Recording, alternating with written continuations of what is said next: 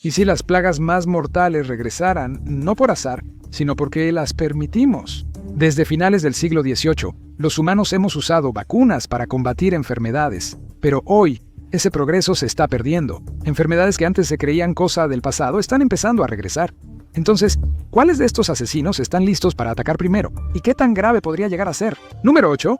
La fiebre amarilla es una de las enfermedades más peligrosas que está regresando y basta una picadura de mosquito infectado. La enfermedad sigue siendo prevalente en partes del África subsahariana, Sudamérica, Centroamérica y el Caribe, incluyendo Trinidad y Tobago. El nombre viene de un síntoma característico: piel amarilla por la infección. Las víctimas pueden sufrir fiebre, dolores de cabeza, escalofríos, pérdida de apetito, náuseas y dolor muscular intenso, a menudo centrado en la espalda.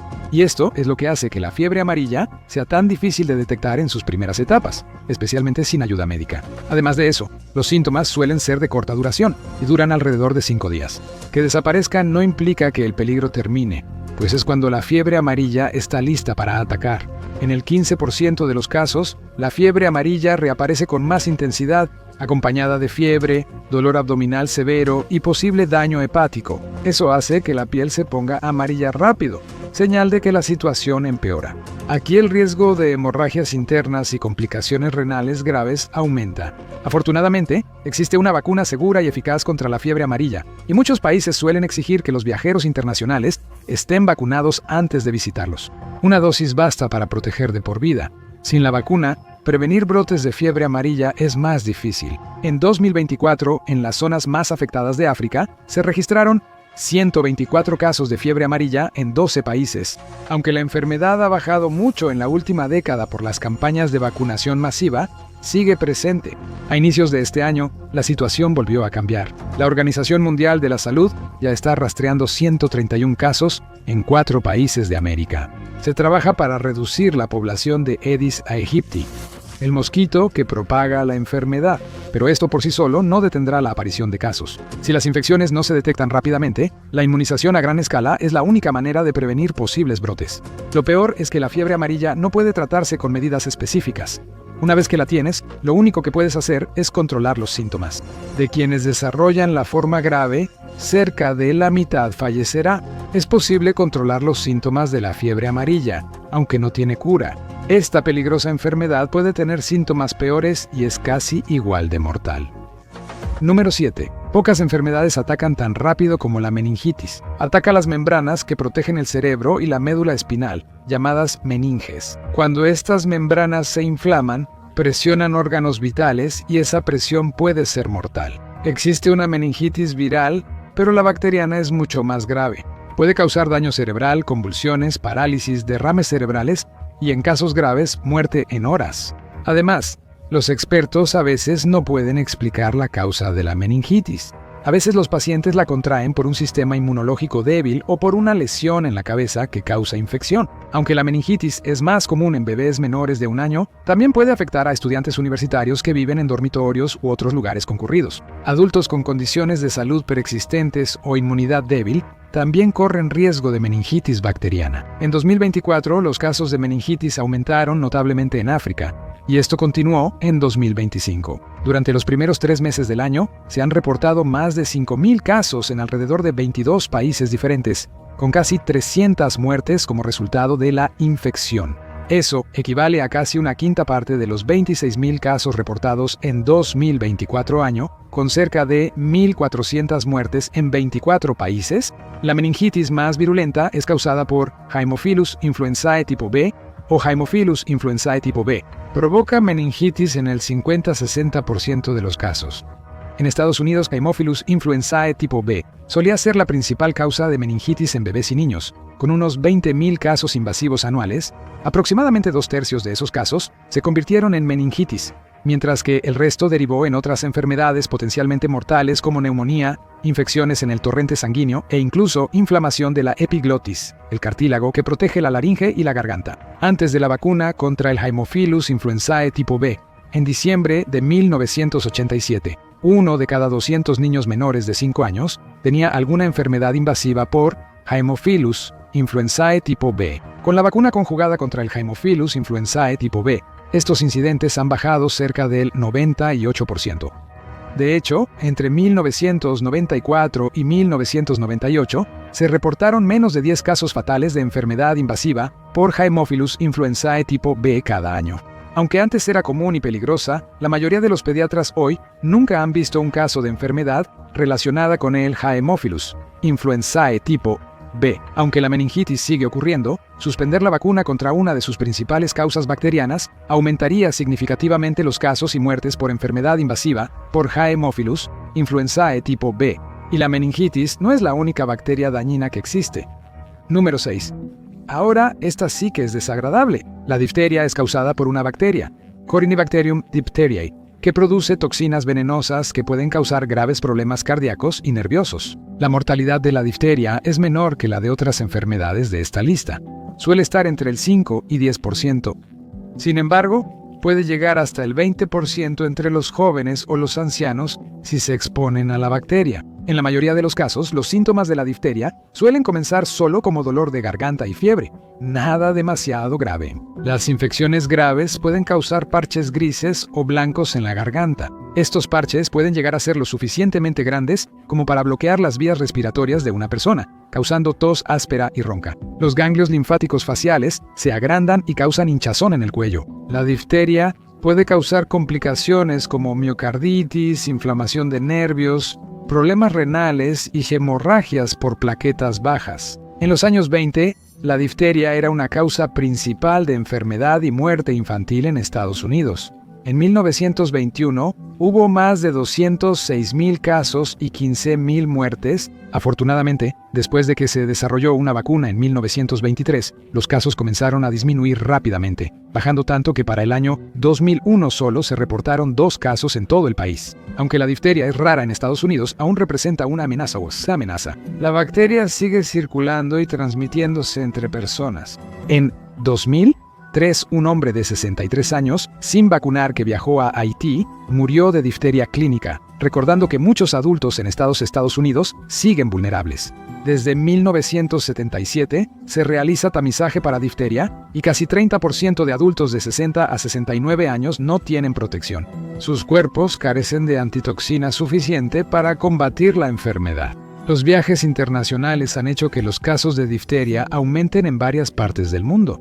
Detener los programas de inmunización podría llevar a un desastre, y no necesitamos mirar muy lejos en la historia para verlo. Tras el colapso de la Unión Soviética, los sistemas de salud de los nuevos estados independientes colapsaron, dejando a muchos sin vacunas adecuadas. Esto provocó una ola de epidemias de difteria desde 1990 a finales de la década. Se reportaron más de 150,000 casos y más de 5,000 muertes. Aunque su mortalidad no igualaba a la meningitis o fiebre amarilla, la difteria ocupa un lugar más alto en esta lista por un problema grave. Haber tenido una infección previa de la bacteria no siempre impide la reinfección. Contar con la antitoxina adecuada, obtenida mediante vacunación, es la forma segura de prevenir esta enfermedad. Si pensabas que la difteria daña la garganta, espera a oír sobre el número 5. El tétanos lo causan bacterias presentes en desechos animales, suelo y polvo callejero. Y la peor parte es que no hay suficiente desinfectante en el mundo para eliminarlo. El tétanos resiste la mayoría de los limpiadores germicidas y su otro nombre, trismo, revela sus síntomas. Puede endurecer los músculos faciales hasta cerrar por completo la mandíbula. Quienes contraen tétanos suelen tener espasmos musculares que pueden cerrar su garganta por completo. Esto dificulta respirar y comer. Los espasmos pueden ser tan fuertes que pueden romper huesos. La columna vertebral y otros huesos largos están especialmente en riesgo de fracturas. En los peores casos, los pacientes caen en coma y cerca de 1 de cada 10 no sobrevive. En Estados Unidos, entre 1922 y 1926, hubo cerca de 1,300 casos anuales de tétanos. Tras la llegada de la primera vacuna en 1938, las autoridades de salud empezaron a vigilar el tétanos más de cerca. 60 años después, en el año 2000, los casos bajaron a solo 41, pero el tétanos sigue presente. Sigue siendo una amenaza seria para niños no vacunados, sobre todo recién nacidos de madres no inmunizadas. Solo en 1998, el tétanos mató a 300,000 bebés y a unas 30,000 mujeres durante el parto.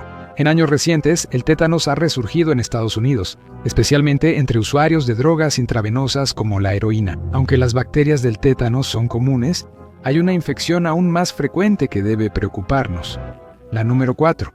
Más de 2.000 millones de personas en todo el mundo han sido infectadas con hepatitis B en algún momento de sus vidas. Y para empeorar las cosas, de ese número, alrededor de 350 millones serán portadores por el resto de sus vidas. Aunque los portadores pueden transmitir la hepatitis B a otras personas, no todos muestran síntomas. El peligro viene después. Cada año, más de 1 millón de personas mueren por enfermedades hepáticas y cáncer de hígado causados por el virus. La hepatitis B se contrae por exposición a los fluidos corporales de alguien que porta el virus. Puede ser sangre, saliva, semen o líquido amniótico. Sí, puedes nacer con hepatitis B. Solo en Estados Unidos, entre 1.600 y 20.000 mujeres portadoras dan a luz cada año y transmiten el riesgo a sus bebés. Cualquier persona que tome medicamentos inmunosupresores, especialmente aquellos que evitan que el sistema inmunológico ataque el tejido sano, tiene un mayor riesgo de contraer hepatitis B. Lo mismo aplica para las personas que viven con virus de la inmunodeficiencia humana o que están en diálisis.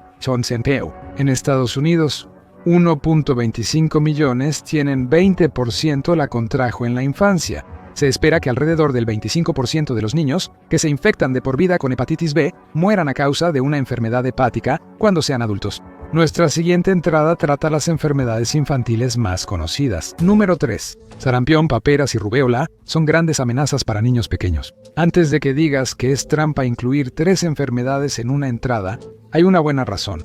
Todas pueden tratarse con la misma vacuna única.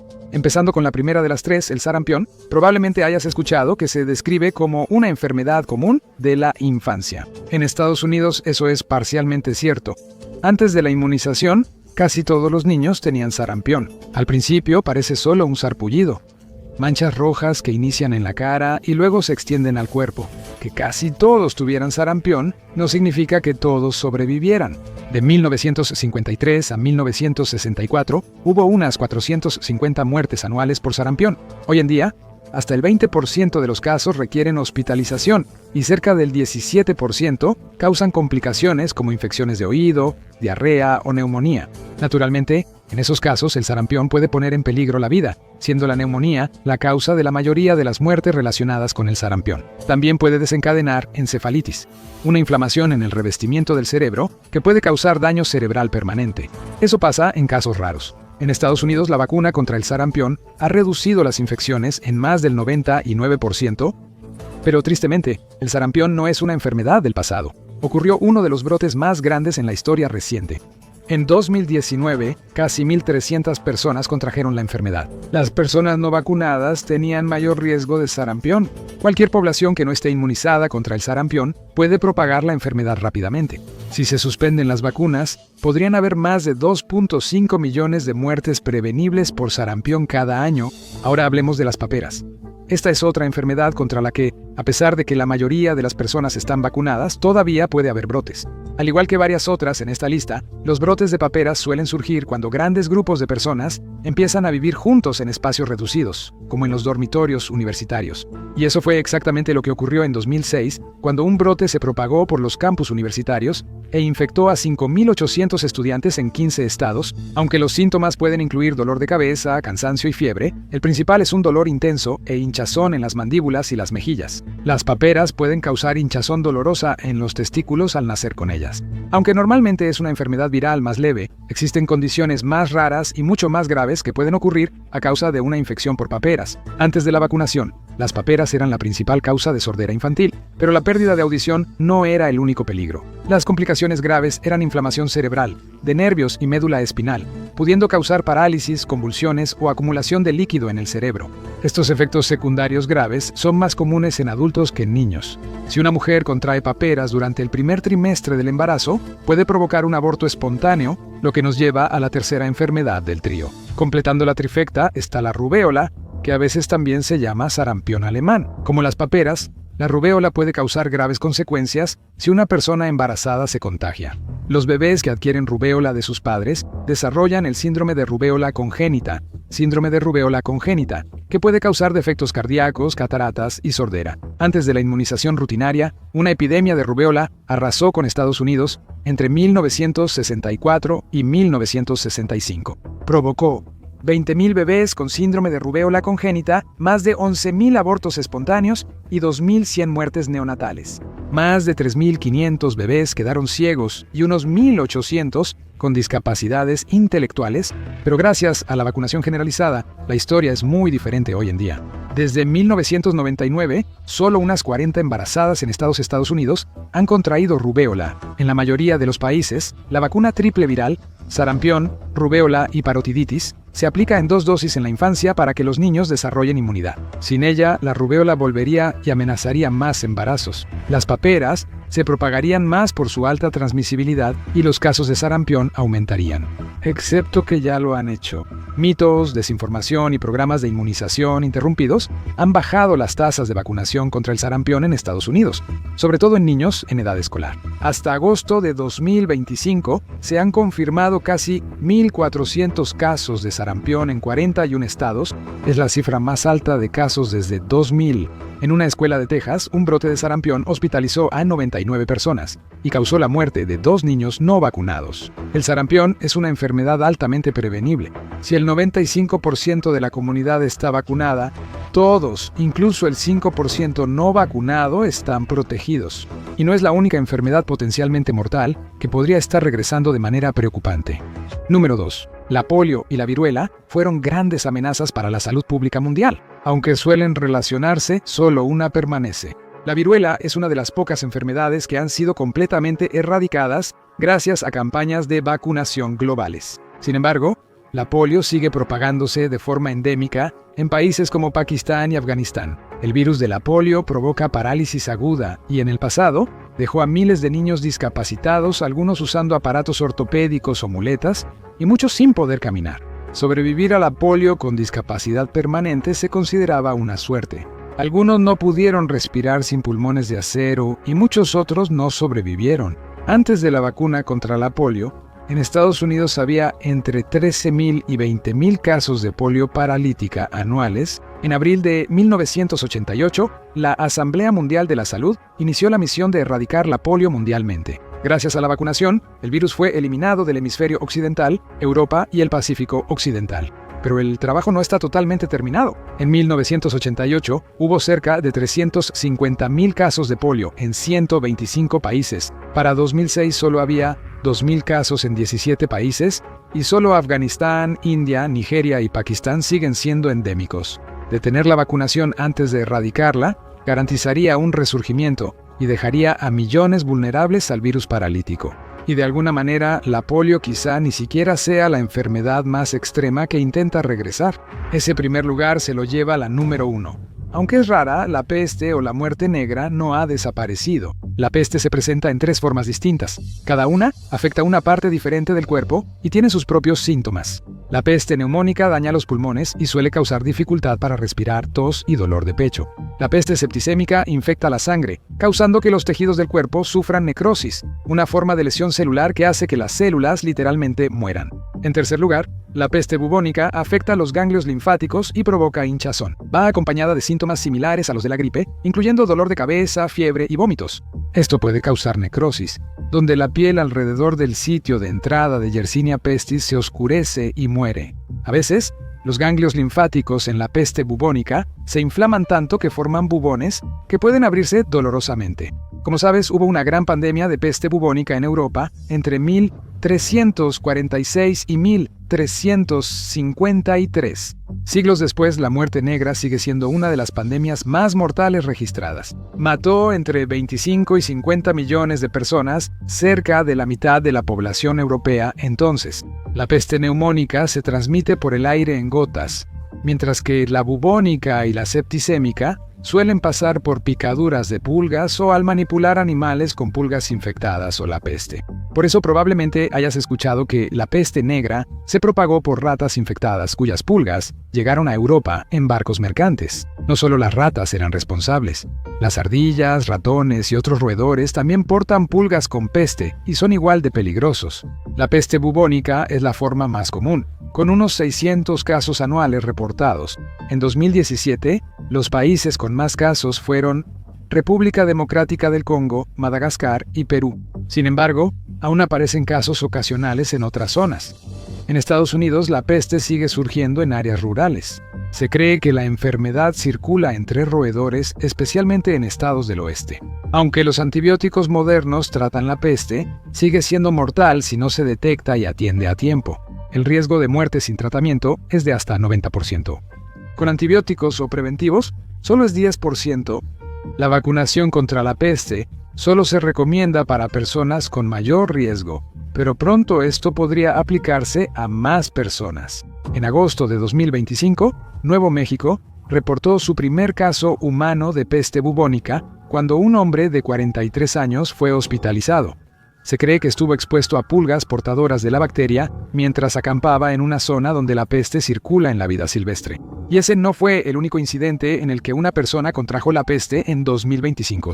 En julio, un hombre de Arizona contrajo la enfermedad y murió. Las autoridades de salud recomiendan evitar roedores enfermos, usar insecticidas para alejar pulgas y tratar mascotas para prevenir infecciones. Si aumentan los casos y Estados Unidos deja de vacunar, ¿cuánto tardaríamos en enfrentar una secuela indeseada de la peste negra?